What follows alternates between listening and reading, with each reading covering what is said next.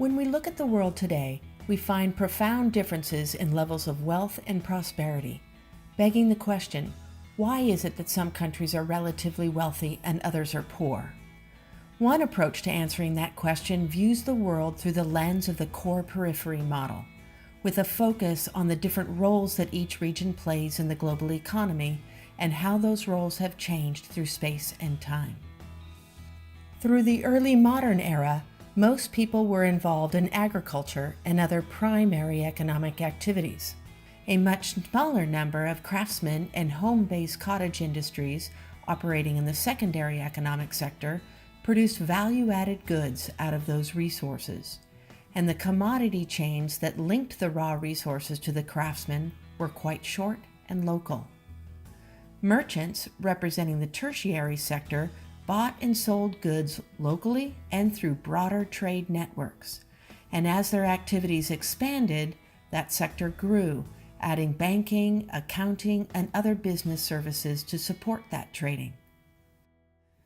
With the Industrial Revolution, a major economic restructuring occurred, and one of the most profound changes was the globalization of the commodity chain, where primary and secondary economic activities spread across the globe, creating a new spatial structure within the global economy.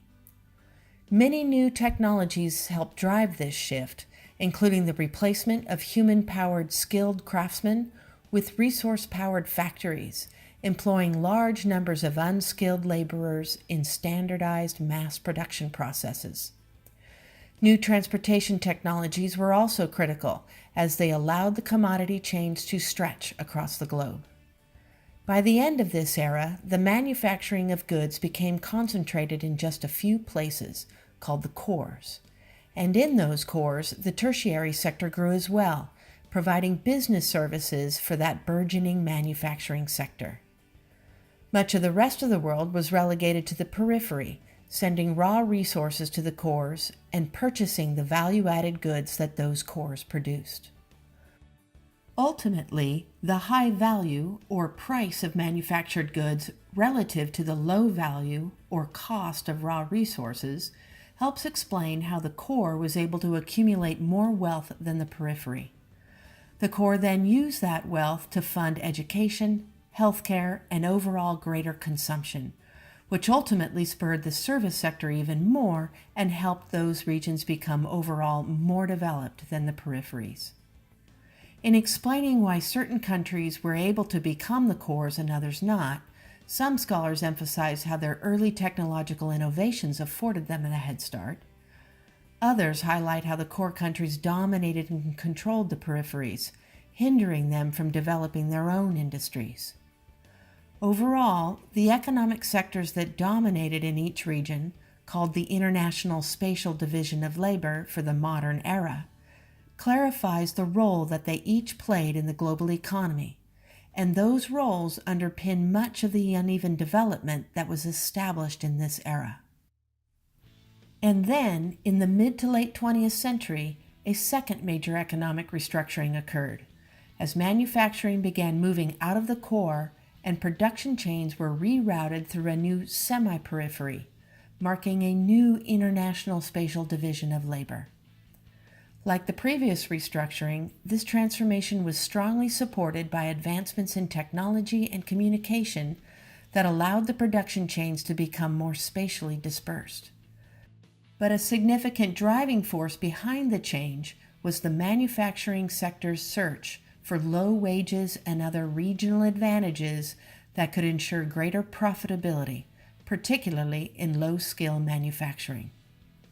And so, many jobs that had eventually supported high wages and a middle class in the core in the late modern era have now become low-wage jobs in the semi-periphery, also called newly industrialized countries.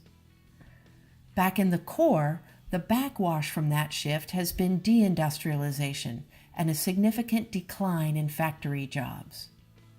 But the core has also developed a new role in the global economy, providing the business services needed to support the increasingly complex global production chains. And the value of these services are once again much higher than the value of raw resources or manufactured goods, which has reinforced the accumulation of wealth in the core. And that wealth has, in turn, spurred more consumption and more growth in consumer services. This growth has led scholars to differentiate three categories of services, adding quaternary and quinary to the list of economic sectors. A number of cities outside the core have become major players in these sectors as well, making the division of labor much more complex across space. Transnational corporations have been especially successful in this new economy, restructuring their operations into components that can take advantage of the new spatial division of labor, as each business function can seek the regional advantages it needs and relocate throughout the globe. To recap this story, the economy became global in the early modern era, but restructured into a strong core periphery pattern in the late modern era, with core countries housing the world's factories and accumulating the most wealth and development. With the second restructuring, the spatial division of labor has changed, but the core continues to host the most profitable functions in the global economy and the peripheries the least.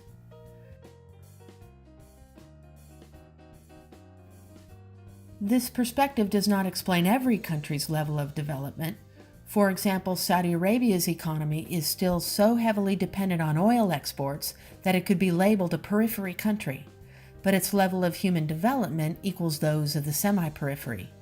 So the role that a region plays in the global economy is really just one factor among many that geographers consider when explaining the disparities that we see today.